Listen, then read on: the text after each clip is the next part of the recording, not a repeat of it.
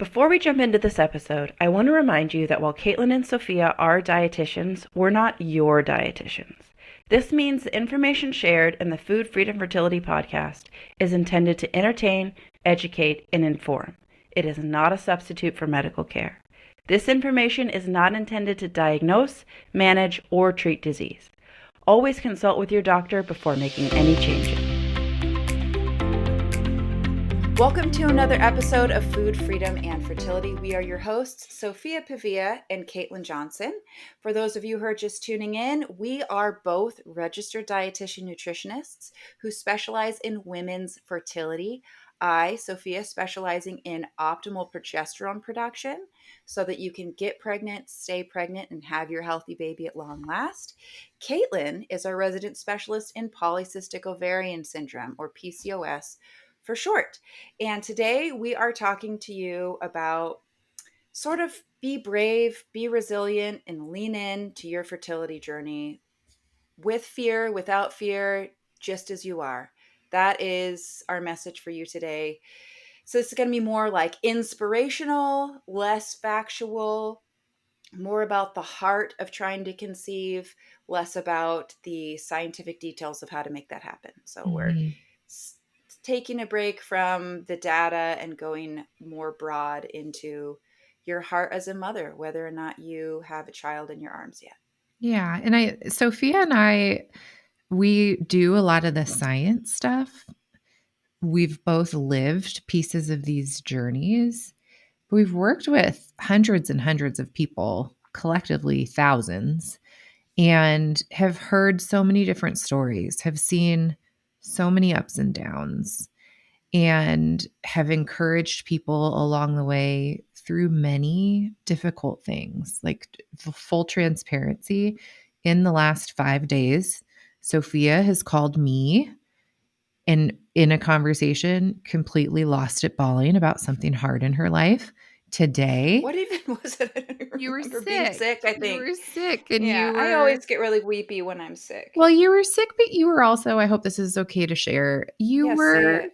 you were kind of wrestling with what you've been going through lately with the Yeah. ectopic pregnancy and being so thankful for the two sweet babies you have, but having a desire to want more and like living in this in between of I'm so thankful for what I have and it's so beautiful and maybe I should be more thankful for it kind of. And yet still yearning for more.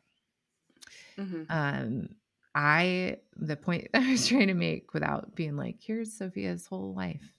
Let me tell you her intimate thoughts she calls her best friend about. But today I called my best friend and was like, you know, tears welling up as I left a doctor's appointment about my dad and just needed my best friend to say, this is hard Yeah. and this is what I'm going through.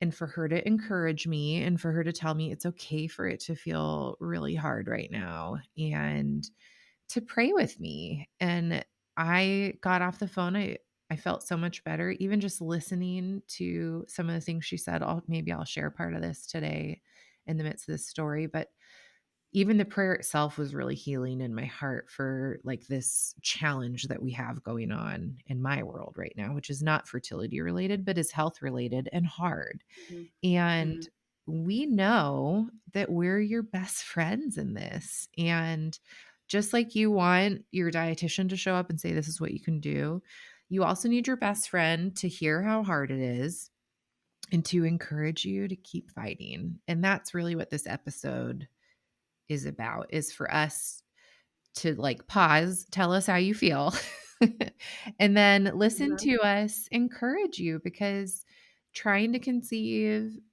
trying to conceive after pregnancy loss, trying to conceive after ectopic pregnancy, trying to conceive after multiple miscarriages, trying to conceive with secondary infertility, navigating this world of feeling like you are not living out your life's purpose and what you hope to be and do in this world is really hard. And sometimes you need a friend to speak some life into you. And that's what this So true. episode is about. Yeah, so if you are listening to this and you're like, I'm not in the mood, go to one of our more sciencey episodes. They're all the time. And I will give you a trigger warning. And on the front of this, we're going to be talking about my ectopic pregnancy and Caitlin's dad's cancer. We're going to be talking about the things of God from a Christian perspective. And if that's not your jam, then go to one of our more sciencey episodes. But that's what this episode is going to be about. And even if it's not your jam, you know what? I would encourage you to keep listening and see what you can glean from this. But I want you to know that we don't expect you to believe everything that we believe, just how we believe it, in order to listen to us today. Amen. Well, let's talk about this here. So, for those of you who are tuning in, I had an ectopic pregnancy that damn near killed me 2 months ago. And I'm still recovering physically and I'm still recovering emotionally. And I was on a different podcast this week where I got asked a lot about it. And I'm a verbal processor. So talking about things out loud helps me sort of decide what's happening in my brain and heart. And so it just got me thinking about my own mortality and the fact that becoming a mom has inherent risk, as does everything in life. Driving a car has a risk, flying in an airplane has a risk, Boy. eating food has a risk. There's risk to everything all the time. Some great risk, some little risk, some risk of discomfort, some risk of your very life, some the risk of the lives of others. And risk is a part of life, and it's something to really be embraced during this season.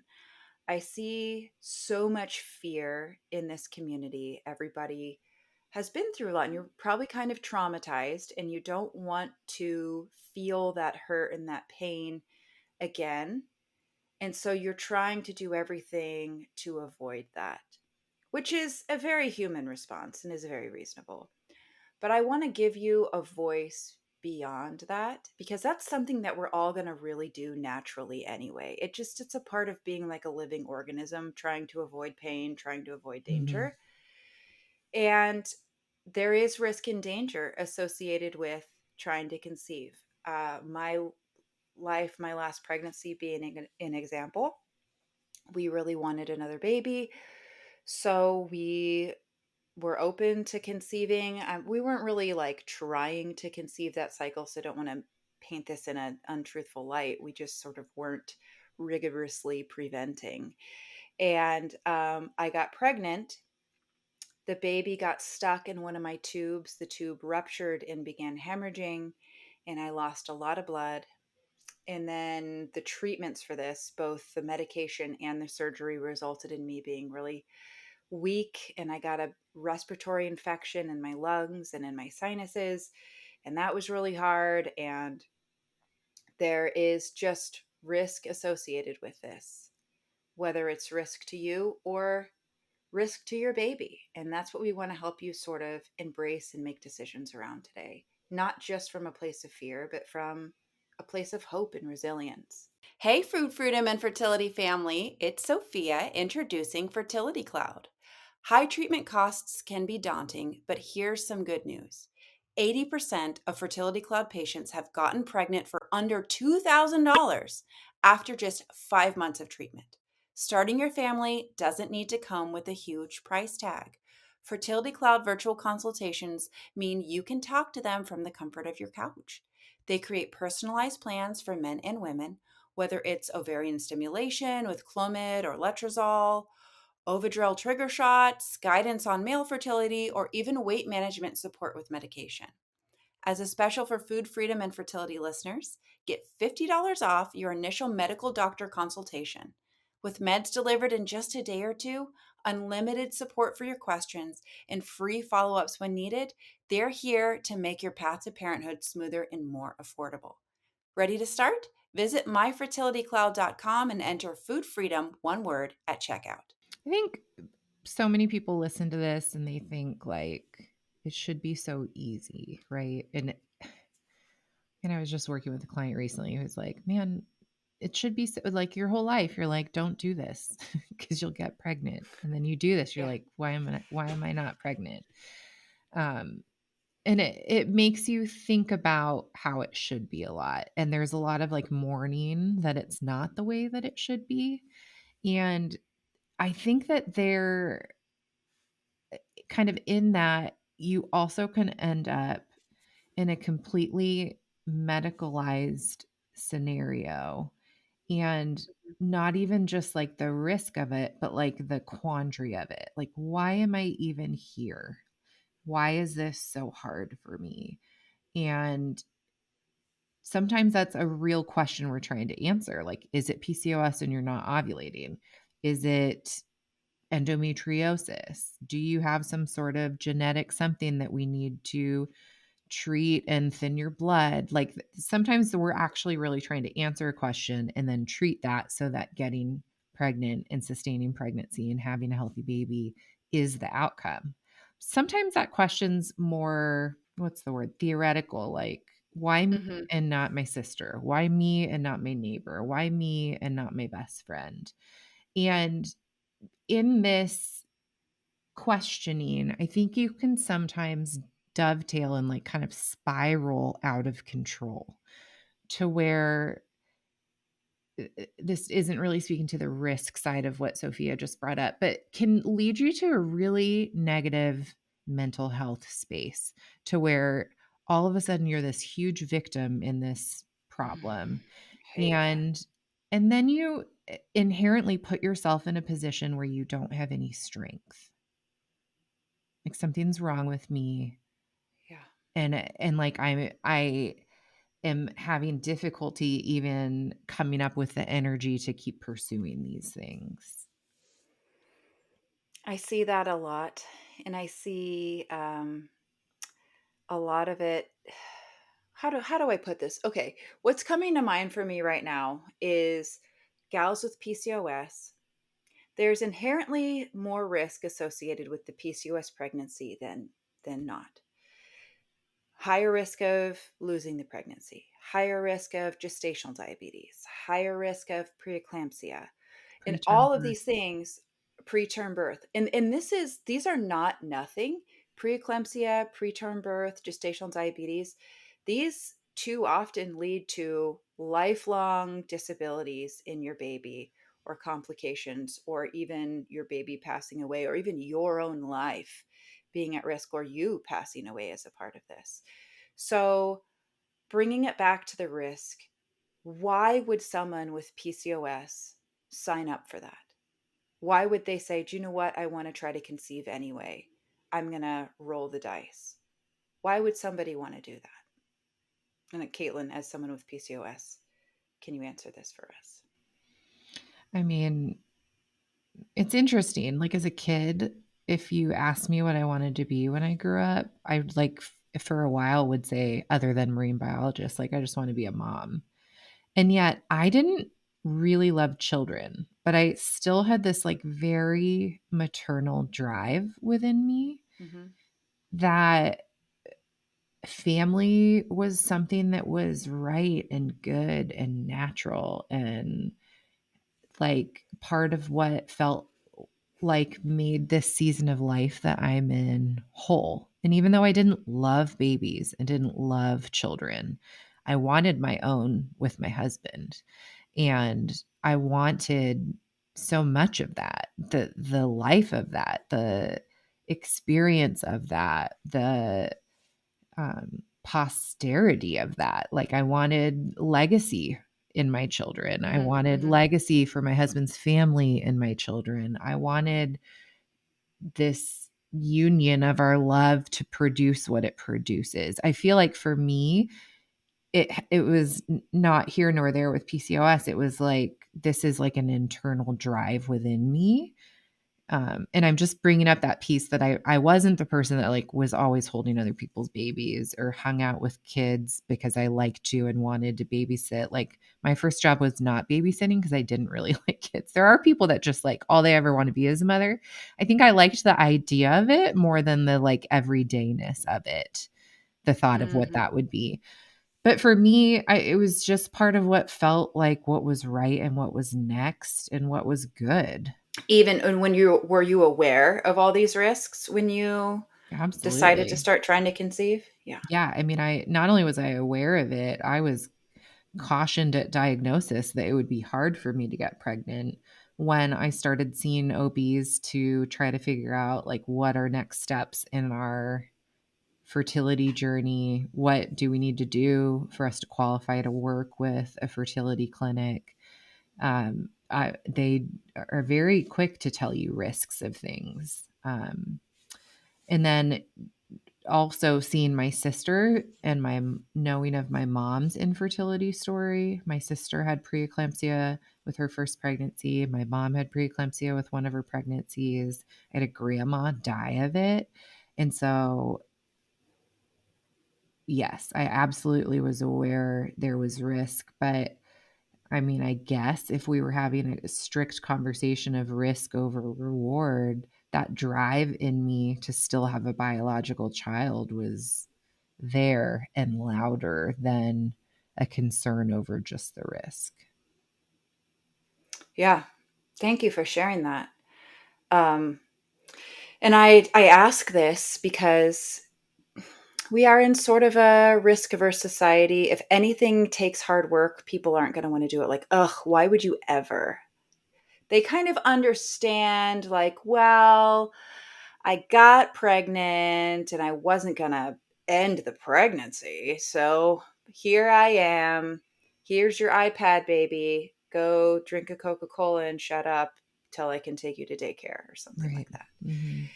And, but, trying to do something when it's hard, why would anyone want to do this? And that's part of what I want you to answer for yourself. What's your why?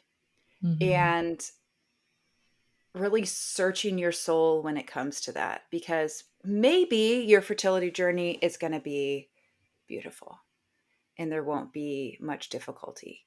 I hope so. I hope that for you. But if you're listening to this, that might not be how it goes. It already might not have gone that way.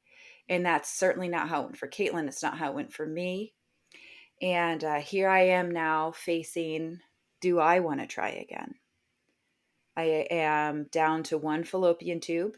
So if I have another ectopic pregnancy, I will be sterile and I won't be able to have any more kids ever again. If I have a uterine fibroid, and that increases the risk of pregnancy loss. It also increases the risk of complications in labor and the risk of a hemorrhage after birth. There are some real risks here, and I have options at this point. I could uh, go get this fibroid removed, but that would leave a big hole in my uterus, which then would need to heal for like a year before I try to get pregnant again.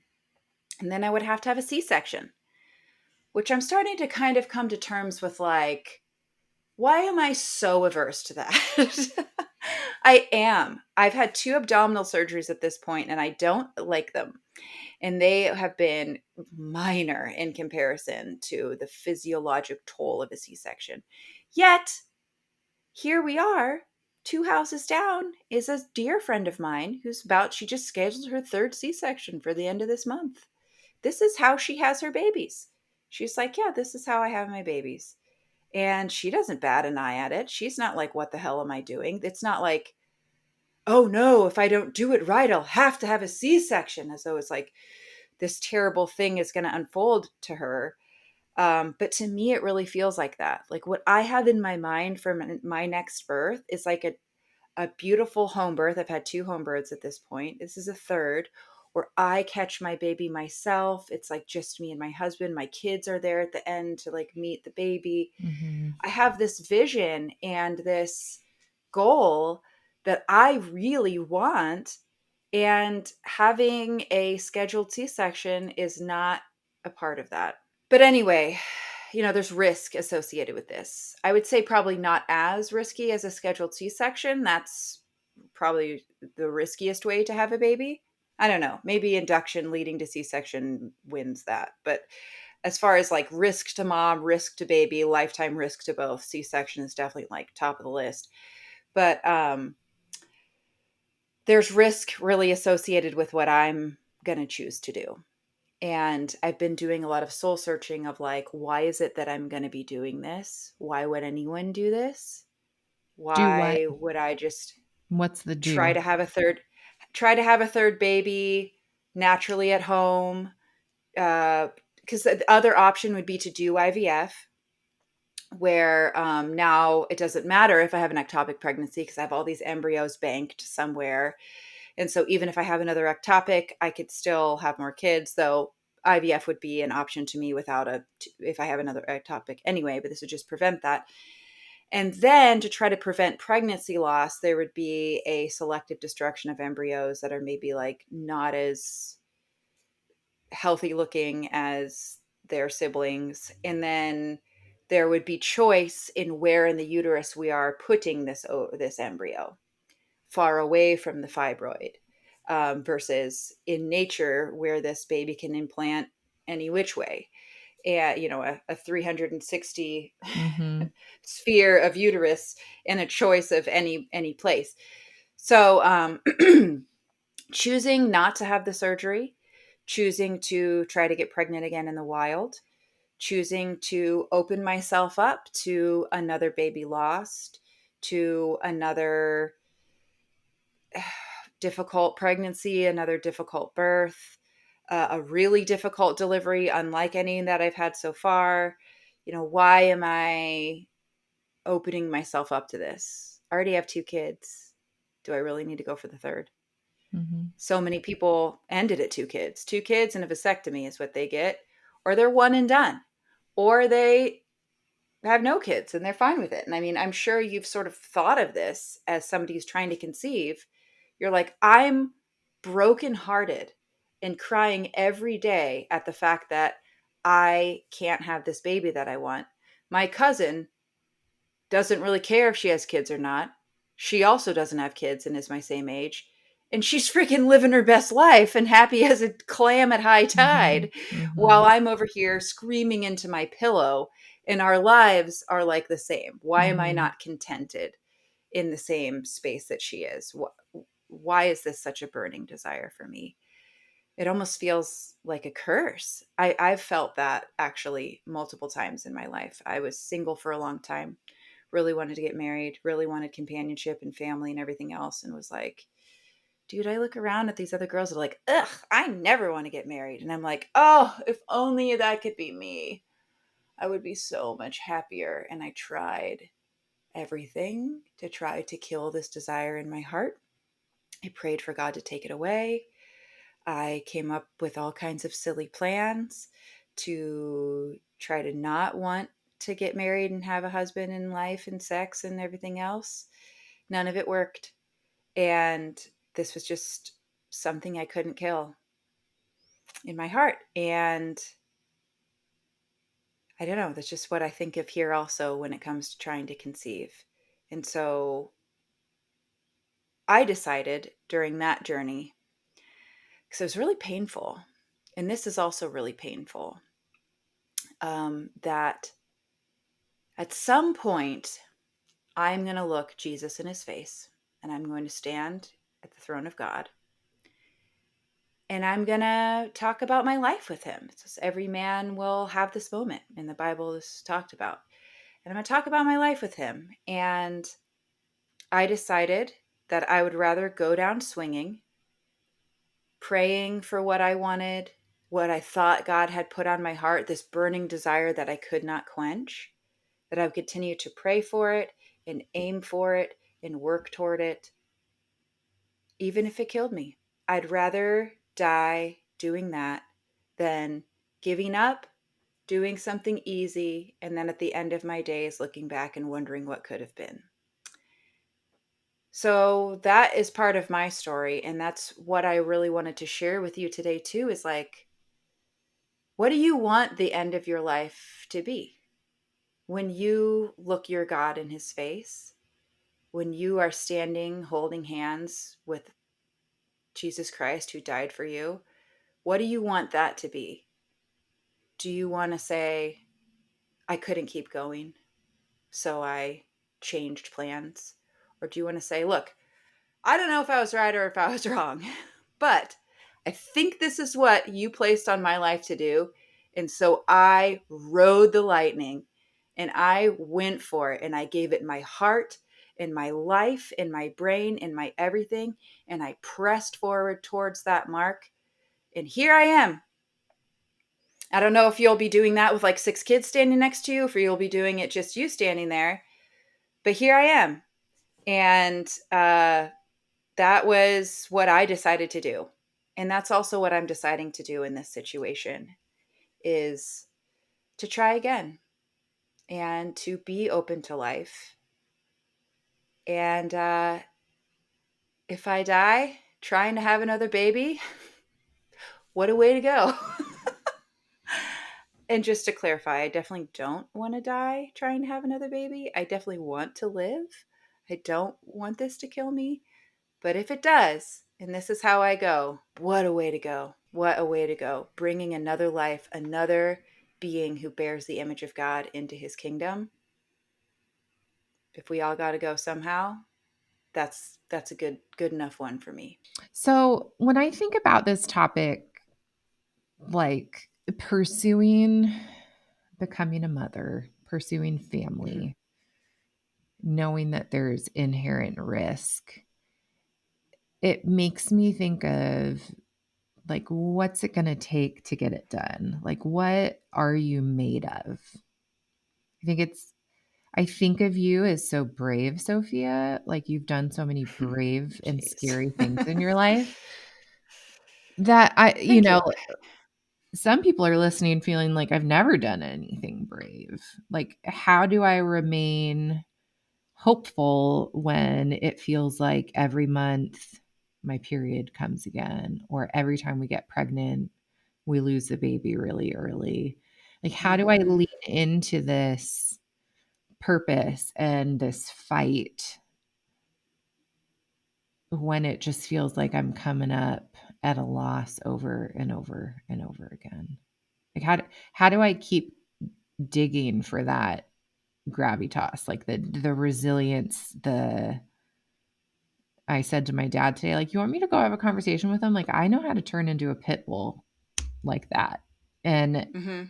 Yeah. like, Don't fuck with Caitlin. She gets scary. but you know what I mean? Like, there's I fight do. in Oh, I me. do. There's fight in me, and I'll bring it. And I think about that, even reflecting on the 3 years we tried to conceive our first Fiona. Like, there was fight. There was times when I felt like a wounded bird that I needed my husband to kind of pick me up and Mm-hmm. console me. And then there were other times where I was like, excuse my language, guys, but fuck that doctor. I don't believe that. That's not going to be my future. And I'm going to keep pursuing this. And I think it's normal to ride those waves. But like, Mm-hmm. how do you, when you're at the bottom, pick yourself up and keep going? This is worth pursuing. That's where we have to lean into our why. What is the calling that you are pursuing? And Caitlin and I had a little conversation before we hit record, which is like, how do you know if God has put this calling on your life? How do you know this isn't just something you thought of and wanted to do? Because there's a lot of things in life like that, right? And there's, depending on your theology, some people are like really far one side where they think God ordains everything and every decision and every part of our lives. And other people are more like God is sort of walking alongside you as you make decisions and then he works with you within that. And some people are like, look, he wrote the Bible and then took a nap and he's not really doing much now. And everywhere in between. So you got to kind of square up with what you believe. But from what I've seen and what I know, the standard way that it seems like God has sort of called people to be is to get married and to have kids. This is sort of like what is written on the heart of every human being. And whether or not they pursue that is their own choice, but sex is a drive within each person. Marriage is the context in which sex is thrives and is most enjoyable and is Designed. best Yeah. designed. Yeah, there we go. Um, and the same thing with having children. It's a natural outcome of this for most people. Uh, and plus, then we have all these verses like be fruitful and multiply and grow the kingdom of God, and all these Mhm. things about be like little children and how a woman's Mhm. authority is made complete in motherhood. And, all these verses Children are that sort of, blessings. and children are blessings. Oh, that's huge. And it's all these things that sort of like fit into this line of thinking that like this is the normal way for humans to be. But then we see things like John the Baptist and Jesus and many, many other people who did not get married, did not have children, and were still absolute paragons of godliness, godly faith, and that we are still modeling our lives after today. And what I have come to know of this is that pretty much God's standard, like the factory data setting on a human, is to have a drive to get married and have children. And if God's calling on your life is something other than that, he speaks that other to you. Mhm. But if you haven't had a specific calling on your life to some other ministry, you haven't had like an encounter with God or his word where he's really shown you that you have some other purpose for your life, then your desire for companionship, sex, children, and family is the godly desire that he put in your heart. Doesn't mean that's going to be the only thing. I mean, obviously, look at Caitlin and I, we're doing many other things too, but that this is what God has called you to do. Mhm. So that's sort of what I believe about this is like, unless God has specifically said to you, like he did to Jesus, like, look, this is your life is marked for something else. Here's a very special circumstance for you. Um, then consider yourself blessed in your pursuit of childbearing and in family and in Mhm. marriage. This is what God has called us to, unless he has specifically spoken something else to you. So if you're wondering if whether or not God wants you to be a mom, unless he told you don't be a mom, I would pretty much think that he does. Or if you just don't have the desire to do it. That's also God works in you to will and to do of his good pleasure. And so if it just you're like a Mother Teresa who's just gonna care for humanity in some other way, Mhm. beautiful. Mhm. We welcome you here on this podcast, but we are puzzled as to why you are listening. Hey, friends, we're taking a break from this episode so I can share with you a little more about one of our sponsors, Fullwell. Fullwell is a reproductive health company offering superior nutritional supplements that are made without compromise to support women and men throughout their reproductive journey. I have taken Fullwell's prenatals, their fish oil, and have literally tried every product they've released, and I stand behind this recommendation with my whole heart. One of my favorite things to recommend to clients is their fertility trio. This includes their egg and sperm quality supplement, their women's prenatal, and fish oil. This helps proactively support you getting ready to conceive. This trio includes things like CoQ10, ashwagandha, and NAC. It makes me think of a life vest. You don't want to go into pregnancy without these foundational supports. And if you've been struggling while trying to conceive, this is the time to upgrade your prenatal fertility game and check out Fullwell. Use code FFF20 today to get 20% off your first order. Yeah, I mean, I can think of a gal that had gone to my church, married, and she's like, "We just don't want children. We love children." They were the first to offer to babysit. They were always volunteering in the children's ministry. She's like, I really don't want children, and I'm cool with that."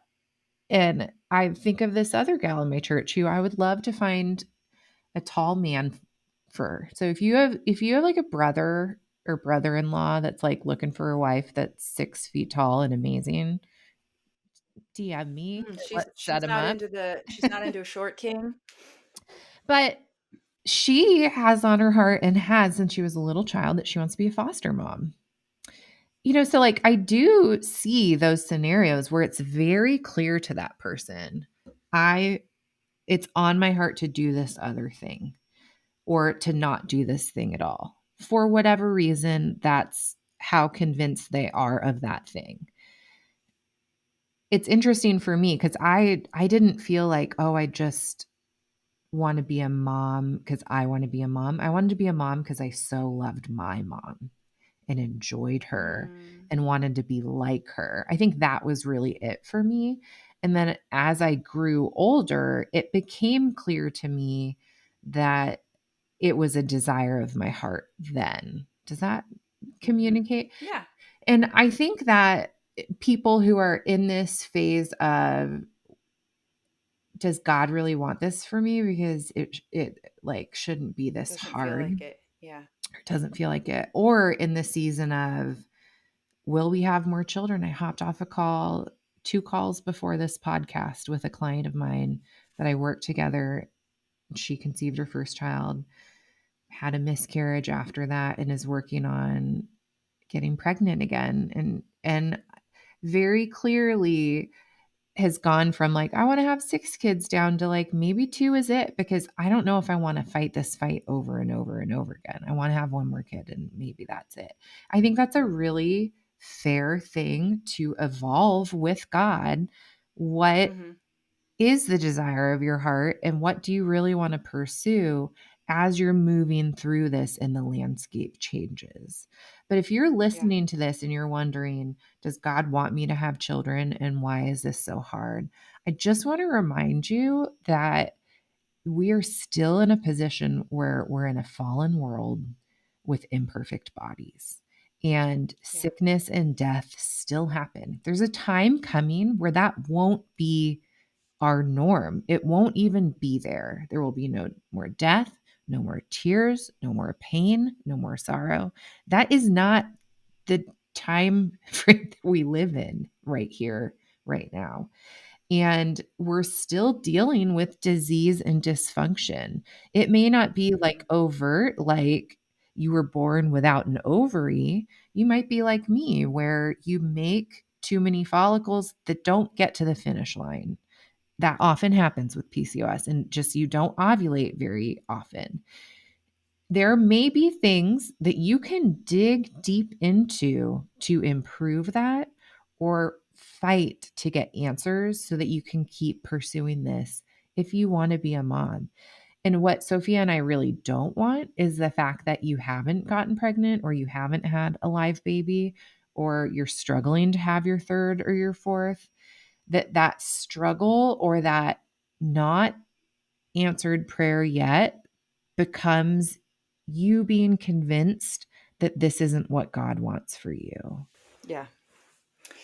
Because that's just it's just not true. I'm sorry. It's just not true. Just because something's difficult does not mean that it's not what God wants for you. Truly. That's not biblical. Um, there are verses about, him making your way and being a light to your feet and opening doors and such and so forth. And that's all very true. But just because you're encountering difficulty does not mean that this is not what God wants for your life, especially when there's so much black and white written about becoming parents and what a blessing children are and how that's a good thing to pursue. Mhm. Now, that kind of makes me want to pivot towards another difficult part of this conversation, which is like, okay, if pursuing growing a family is godly, are there boundaries to that? Are there things that we should do or shouldn't do to grow our family? Like you were just talking, Caitlin, about needing to do certain things to ovulate, you're seeking medical treatment or nutritional treatment or whatever in order to have a baby. Mhm. At what point is this now we're going sort of beyond the things of God to do this and we're like pressing into uncharted territory that maybe God never intended for us to go? And how do you know what's what? Yeah, I mean, I think there's some really clear lines. For Hmm. instance, should you find out your husband has no sperm? Should you have sex with another man even though you're married to your husband just to get impregnated? I think that that's a really I'd clear. give that a no. I I'd that give I that mean, it's a like, no from me, dog a Randy Jackson no. Yeah. So, like, I think that there are some areas where it feels very black and white, and Mhm. is a lot of gray. But let me give you a for instance in just my world, my PCOS. I have not needed ovulation induction medicine to ovulate. I have put thousands of dollars and an incredible amount of my mental power, my physical energy and efforts, and emotional,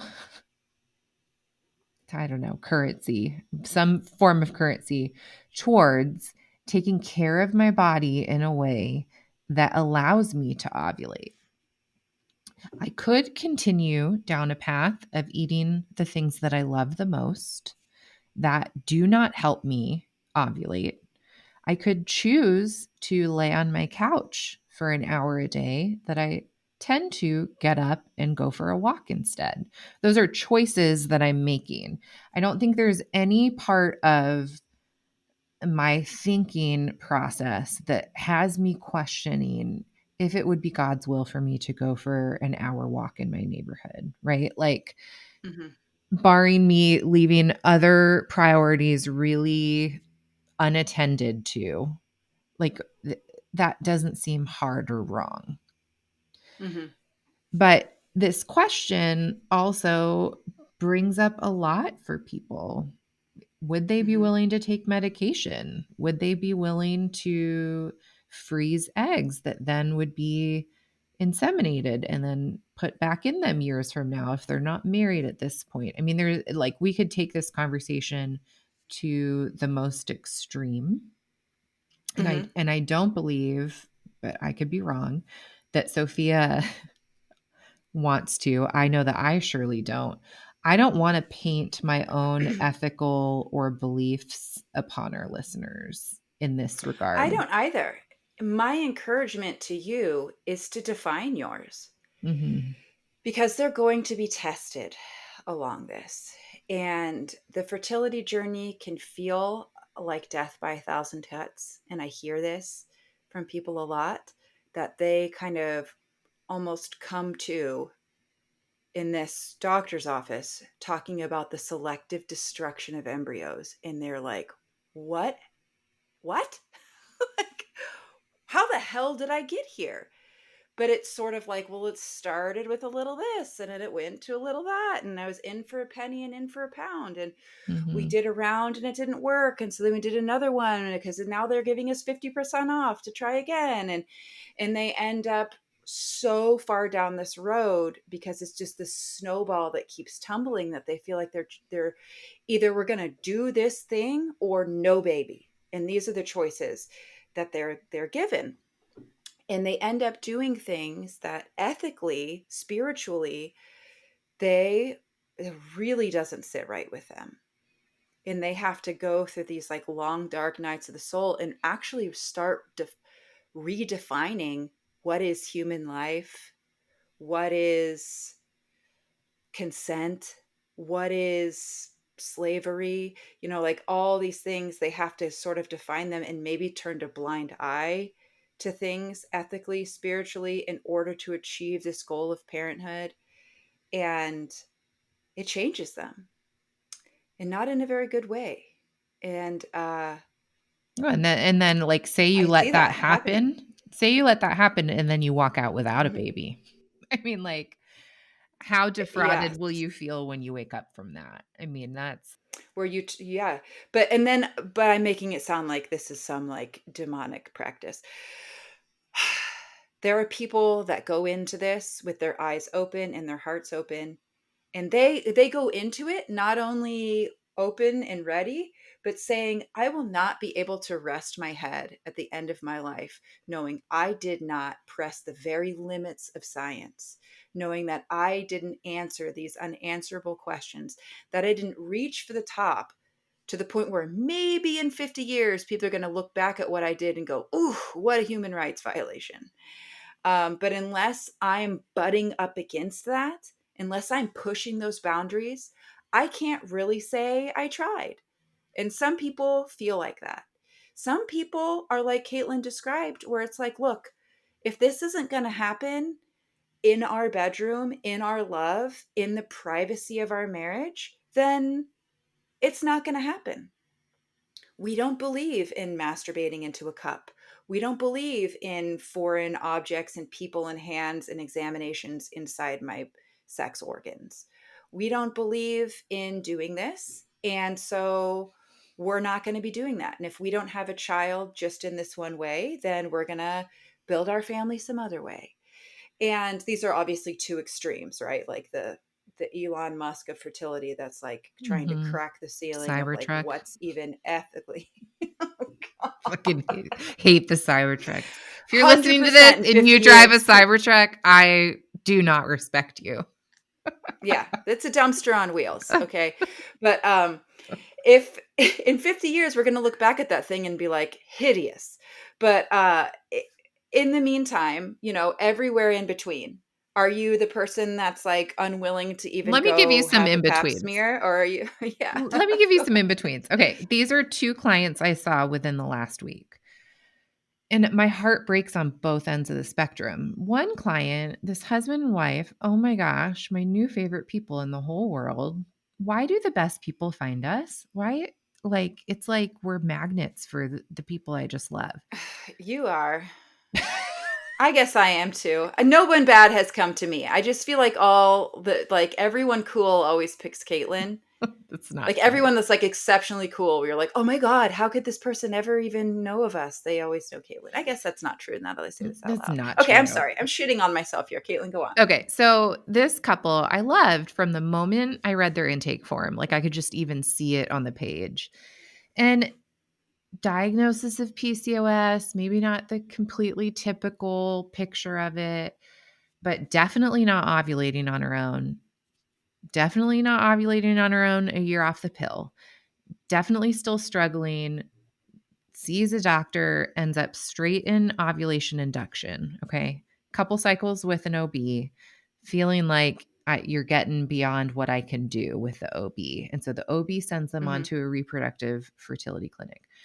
First round of letrozole, no ovulation with the OB. Second round of letrozole, they doubled it, and ovulation. Mistimed intercourse, I think, if I'm remembering correctly. One round of letrozole with the new fertility doctor, ovulation, well timed intercourse, no baby. This doctor says don't do letrozole more than 3 times, switches them to Clomid, does a round with Clomid, and immediately pushes them into IUI. And I look at them and I'm thinking, in a scenario, and they were not at any type of advanced age where I would fast track things, okay? In a scenario like this, I would never push you forward into IUI if you only had 2 cycles where we optimally timed intercourse and you didn't conceive. Okay.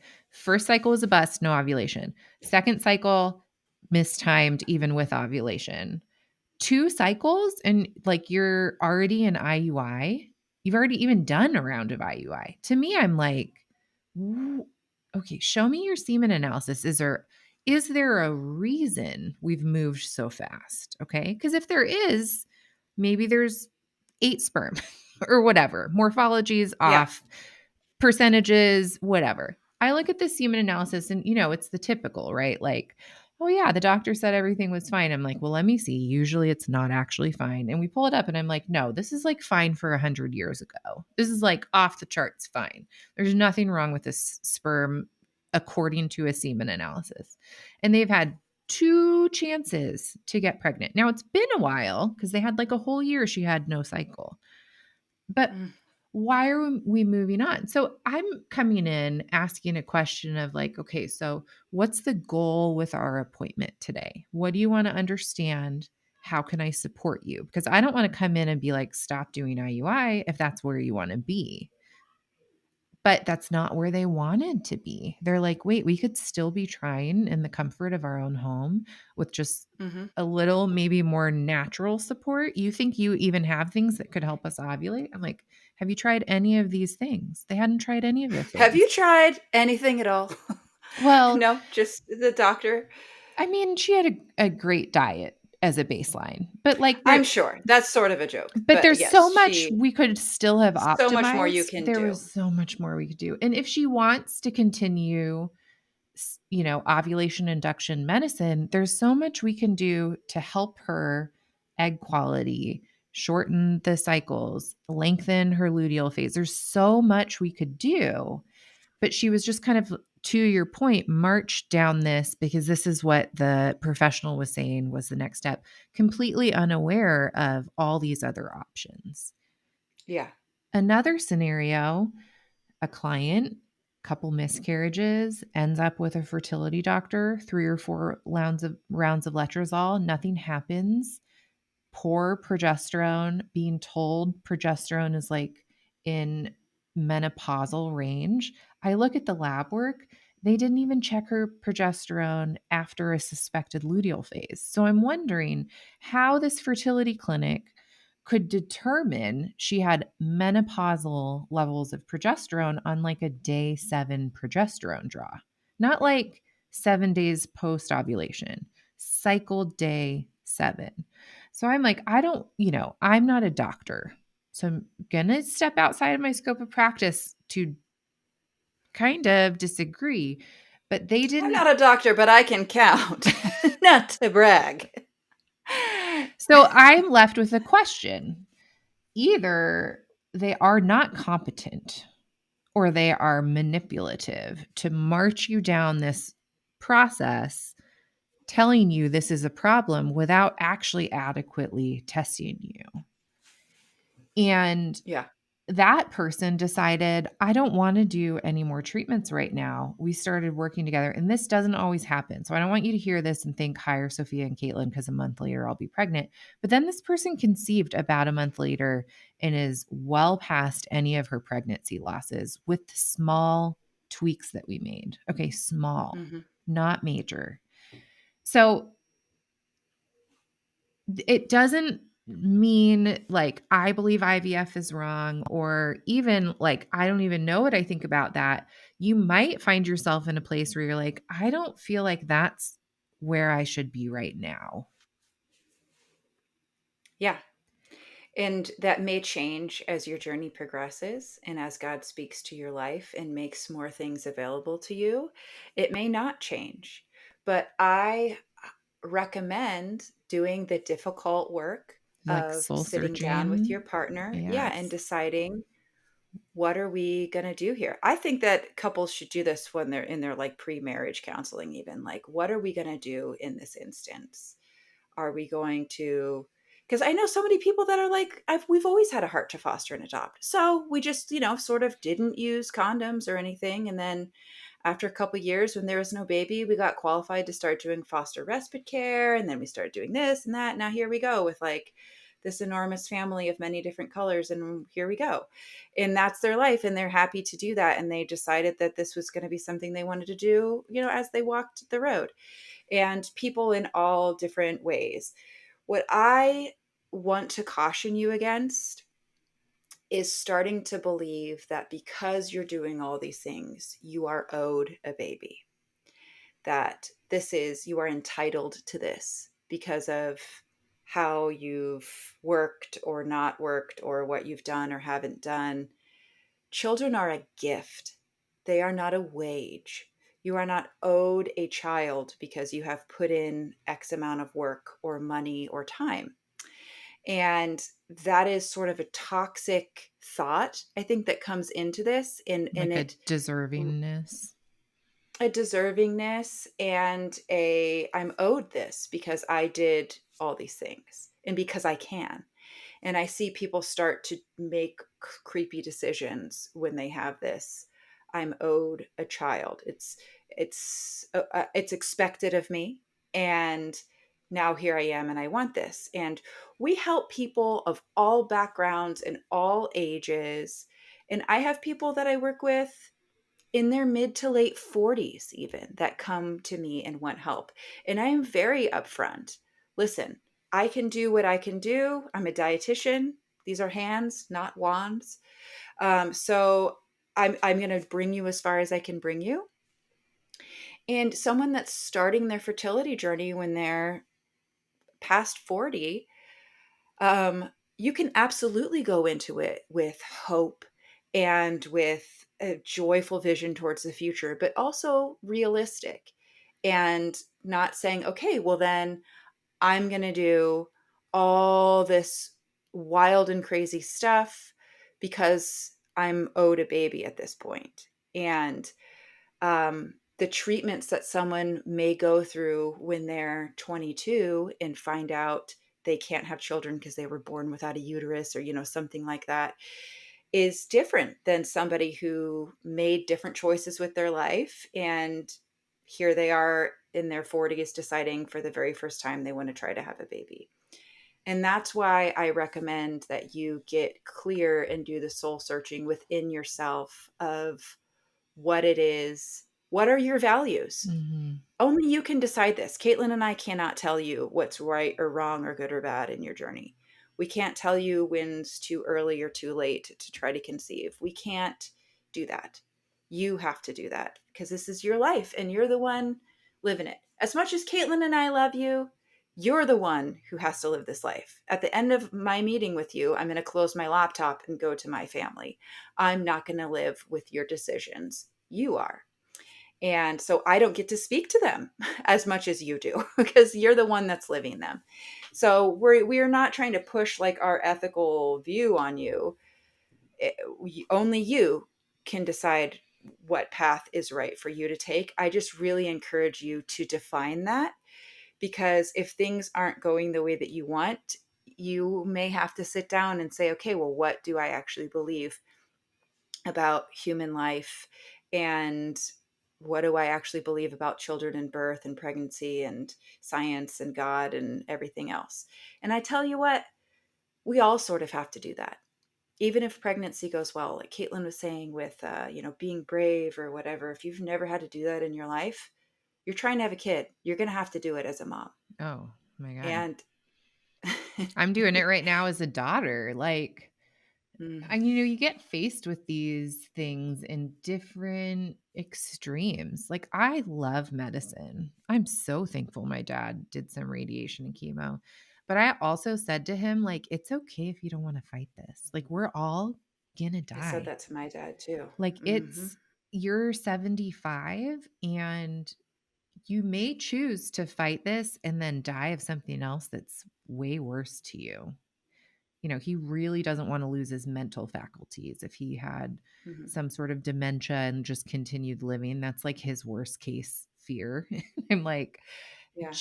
I just have to be honest with you. I've worked in those long-term care facilities. We save people from scary stuff like this to then live that end. And I'm just saying, you have to sometimes face these conversations and these hard things. It's part of being human, and it's hard. Like, Sophia and I have been dealt an extra amount of hard lately. C- Yeah. you know, Add us together cumulatively on our own individually. There's just been a lot of hard going around. And I will say, it is really brave to keep focusing on a high protein breakfast. It is really brave to, even though you've been doing those supplements for 3 months and you're like, is this doing something, to keep going to see, is it actually? It's really brave to put in the hard work and not just be a victim to the circumstance. And Hmm. it's not just about making these high level philosophical translated to medical decisions about how far you want to go with your fertility care.